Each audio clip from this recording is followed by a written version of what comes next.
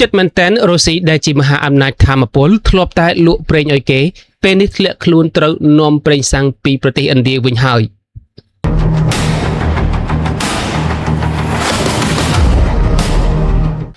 ប្រិយមិត្តទស្សនិកជនមកកាន់នេតិព័ត៌មានបងប្អូនប្រកាសជាដឹងហើយថាប្រទេសរុស្ស៊ីគឺជាមហាអំណាចថាមពលនិងជាប្រទេសនាំចេញប្រេងធំជាងគេមួយនៅលើពិភពលោកប្រទេសរុស្ស៊ីដែលធ្លាប់តែជាអ្នកនាំចេញនិងលក់ប្រេងឲ្យគេពេលនេះកំពុងតែធ្លាក់ខ្លួនខ្លាយទៅជាអ្នកត្រូវដើរទិញប្រេងសាំងពីប្រទេសដទៃទៅវិញយោងតាមរបាយការណ៍សេដ្ឋកិច្ចអន្តរជាតិថ្មីៗនេះបានទម្លាយឲ្យដឹងថារុស្ស៊ីត្រូវបង្ខំចិត្តនាំចូលប្រេងសាំងចម្រាញ់រួចពីប្រទេសឥណ្ឌានិងប្រទេសសព្វនមិត្តផ្សេងទៀតដើម្បីបំពេញតម្រូវការប្រើប្រាស់នៅក្នុងស្រុកដែលកំពុងតែខ្វះខាតយ៉ាងខ្លាំងតើវាជារឿងអ្វីកាត់ឡើងទើបធ្វើឲ្យមហាអំណាចប្រេងមួយនេះធ្លាក់ខ្លួនដល់ថ្នាក់នេះចម្លើយគឺស្ថិតនៅលើសមរភូមិសង្គ្រាមមូលហេតុចម្បងដែលធ្វើឲ្យរុស្ស៊ីជួបវិបត្តិប្រេងសាំងនៅក្នុងស្រុកគឺដោយសារតែយុទ្ធសាស្ត្រវាយប្រហារយ៉ាងឆ្លៀសវៃនិងចាក់ដោតបំផុតរបស់កងទ័ពអ៊ុយក្រែនកាលពីប្រមាណខែចុងក្រោយនេះអ៊ុយក្រែនបានផ្លាស់ប្ដូរយុទ្ធសាស្ត្រដោយមិនវាយប្រហារលើសមរភូមិជួរមុខនោះទេតែពួកគេបានបញ្ជូនវងយន្តហោះដ្រូនអត្តឃាតរយៈចម្ងាយឆ្ងាយហោះចូលទៅជ្រៅនៅក្នុងទឹកដីរុស្ស៊ីរាប់ពាន់គីឡូម៉ែត្រដើម្បីកំណត់គោលដៅវាយប្រហារកំទេចរោងចក្រចម្រាញ់ប្រេង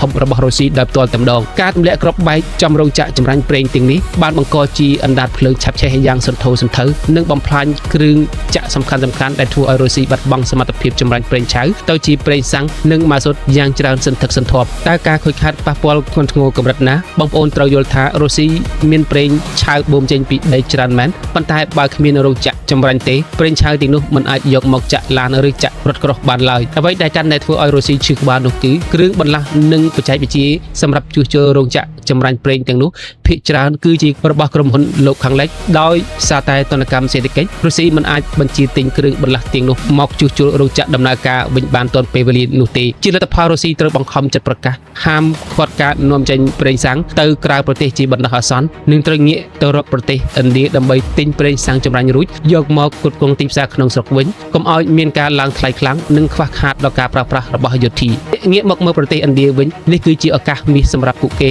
ឥណ្ឌាបានទិញប្រេងឆៅពីរុស្ស៊ីក្នុងតម្លៃថោកបំផុតយកមកចម្រាញ់នៅក្នុងប្រទេសរបស់ខ្លួនរួចហើយក៏លក់ប្រេងសាំងនោះត្រឡប់ទៅឲ្យរុស្ស៊ីវិញព្រមទាំងលក់ទៅឲ្យអឺរ៉ុបផងដែរក្នុងតម្លៃទីផ្សារឥណ្ឌាកំពុងតែចំណេញទាំងសងខាងពីសង្គ្រាមមួយនេះព្រឹត្តិការណ៍នេះបានបញ្ជាក់យ៉ាងច្បាស់ថាយុទ្ធសាស្ត្ររបស់អ៊ុយក្រែនក្នុងការវាយផ្ដាច់សរសៃសេដ្ឋកិច្ចរុស្ស៊ីគឺពិតជាទទួលបានជោគជ័យការវាយប្រហារនេះមិនត្រឹមតែបំផ្លាញថវិកាជាតិរុស្ស៊ីប៉ុណ្ណោះទេតែវាក៏បានជាឥទ្ធិពលដល់លំហូរភស្តុភារនិងប្រេងឥន្ធនៈដែលត្រូវផ្គត់ផ្គង់រថក្រោះនិងយន្តហោះចម្បាំងរុស្ស៊ីនៅសមរភូមិអ៊ុយក្រែនផងដែរតើអ៊ុយក្រែននឹងបន្តវាយកំទេចរោងចក្រប្រេងរុស្ស៊ីបន្ថែមទៀតដែរទេហើយតើរុស្ស៊ីអាចដោះស្រាយវិបត្តិដ៏គួរឲ្យអាម៉ាស់នេះបានដោយរបៀបណាខ្ញុំបាទសូមអរគុណសូមគោរពលា